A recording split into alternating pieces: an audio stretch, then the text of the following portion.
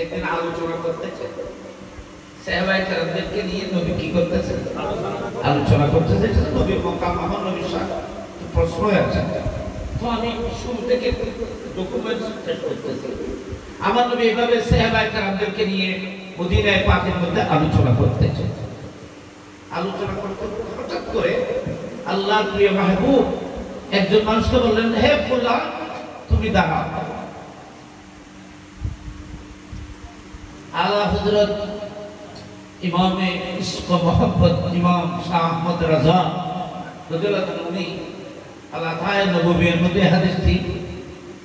इलमेर फजिलतेर मध्य बयान करेছেন ওটাই আমি দেখেছি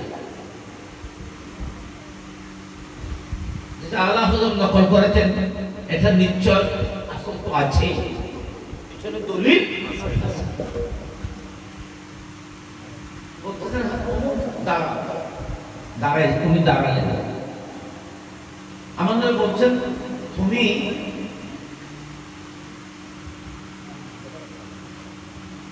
আগামীকাল জোহরের সময় মারা যাবে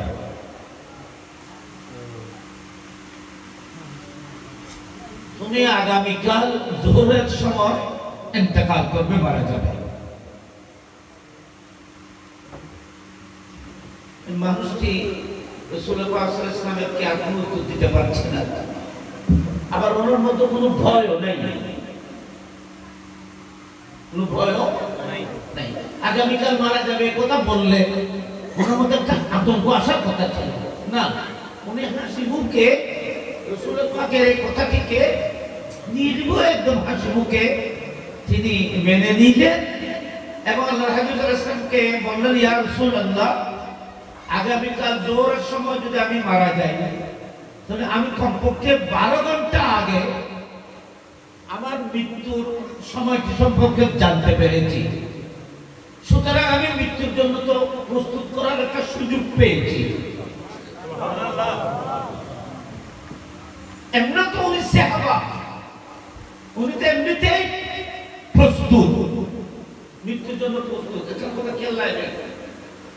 আমার নবী হাদিসে বারবার বলেছেন মান ক্বালা মান কানা আখিরু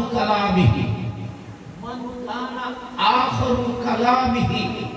লা ইলাহা ইল্লাল্লাহ দাখালাল জান্নাত যে মানুষটির শেষ কথা ওয়া বাবা কি বলবে যে মানুষটির আখেরি কথা শেষ কলমা লা ইলাহা ইল্লাল্লাহ মুহাম্মাদুর রাসূলুল্লাহ হবে দাখালাল জান্নাত সেই মানুষটি জান্নাতে প্রবেশ করবে সুবহানাল্লাহ বুখারী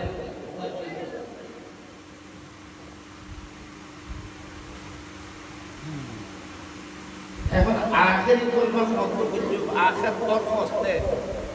শেষ কখন সেটা জানি